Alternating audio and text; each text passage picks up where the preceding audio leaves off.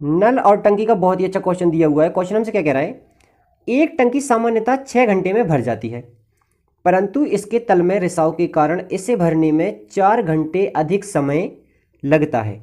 यदि टंकी पूर्ण रूप से भरी हुई है तब रिसाव से टंकी को पूरा खाली होने में कितना समय लगेगा। चलिए देखते हैं हम कैसे करेंगे इस क्वेश्चन को। तो यहाँ पर देखिए, हम मान लेते हैं कि ये एक टंकी है, ठीक है। अब देखिए क्वेश्चन के हिसाब से यह टंकी सामान्यतः 6 घंटे में भर जाती है। तो हम मान लेते हैं कि ये जो टंकी है इसे भरने में हम मान लेते हैं कि इसको ए द्वारा भरने में कितना समय लगता है, इसको समय लगता है 6 घंटे, ठीक। और क्वेश्चन आगे कह रहा है कि इसके तल में रिसाव के कारण इसे भरने में 4 घंटे अधिक समय लगता है। यानी कि यदि इसके तल में ये रिसाव कर दिया जाए तो रिसाव हम मान लेते हैं कि रिसाव हो रहा है बी। इसके तल में रिसाव क्या है, तो इसके तल में रिसाव है बी। तो रिसाव के कारण इसे भरने में कितना समय लगता है, यानी कि ए तो अपना काम कर ही रहा है भरने का, लेकिन भरने के साथ साथ बी इसे खाली भी करता है। तो फिर टंकी को भरने में 6 की जगह कितने घंटे लगते हैं, 4 घंटे अधिक, यानी कि 6 की जगह उसको लगेंगे फिर 10 घंटे, ठीक है। अब देखिए, तो क्वेश्चन हमसे पूछ रहा है कि रिसाव से टंकी को पूरा खाली होने में कितना समय लगेगा। यदि ये टंकी पूरी भर दी जाए तो बी द्वारा यानी कि रिसाव के द्वारा इसे खाली होने में कितना समय लगेगा, ठीक है। तो देखिए अब हम देखते हैं। तो यदि ए अकेला टंकी को भरता है, ठीक है, जब टंकी में रिसाव नहीं है तो इसको कितने घंटे लगते हैं, इसको लगते हैं कुल 6 घंटे, ठीक है। और यदि ए तो टंकी को भर रहा है लेकिन बी टंकी को खाली भी कर रहा है साथ साथ, तो ए को कितना समय लगेगा,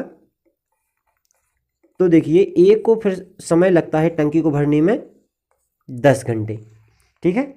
अब देखिए, अब हम क्या करेंगे, यदि हम 6 और 10 का एलसीएम लेंगे तो हमारे पास में टंकी की कुल क्षमता आ जाएगी। तो 6 और 10 का एलसीएम क्या होता है, 6 और 10 का एलसीएम होता है 30।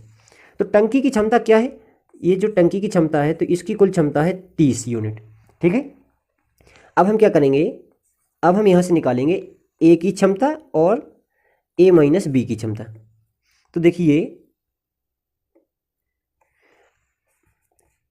ए टंकी को भरने में कितने घंटे लेता है, 6 घंटे। तो ए 1 घंटे में कितना कार्य करता है, तो हम क्या करेंगे 30 को 6 से डिवाइड करेंगे। तो ए की 1 घंटे की क्षमता आ गई यहाँ पर 5, ठीक है। और ए माइनस बी यानी कि ए भर रहा है और बी खाली कर रहा है, तो कितने घंटे का समय लगता है, तो इन्हें समय लग रहा है 10 घंटे। तो ये 1 घंटे में कितना कार्य करते हैं, तो 30 को हम 10 से डिवाइड करेंगे तो हमारे पास में क्या आ जाएगा, तो हमारे पास में यहाँ पर आएगा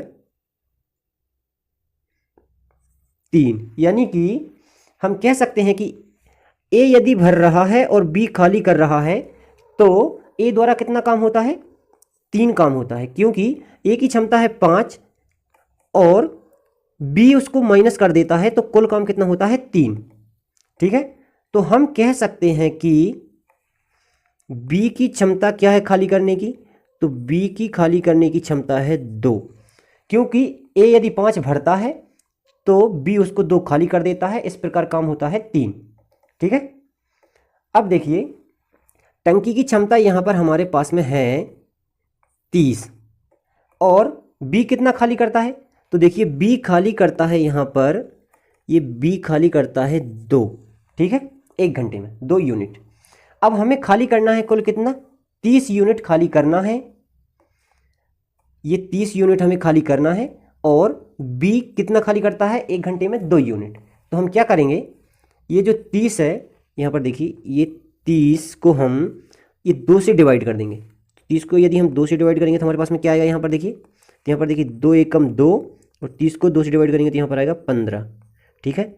यानी कि बी द्वारा टंकी को खाली करने में कुल कितना समय लगेगा, तो बी द्वारा टंकी को खाली करने में यहाँ पर समय लगेगा 15 घंटे, यानी कि हमारा ऑप्शन सी सही हो जाएगा। यही हमारा आंसर है। वीडियो अच्छा लगा हो दोस्तों के साथ शेयर करें और चैनल को सब्सक्राइब करें। धन्यवाद।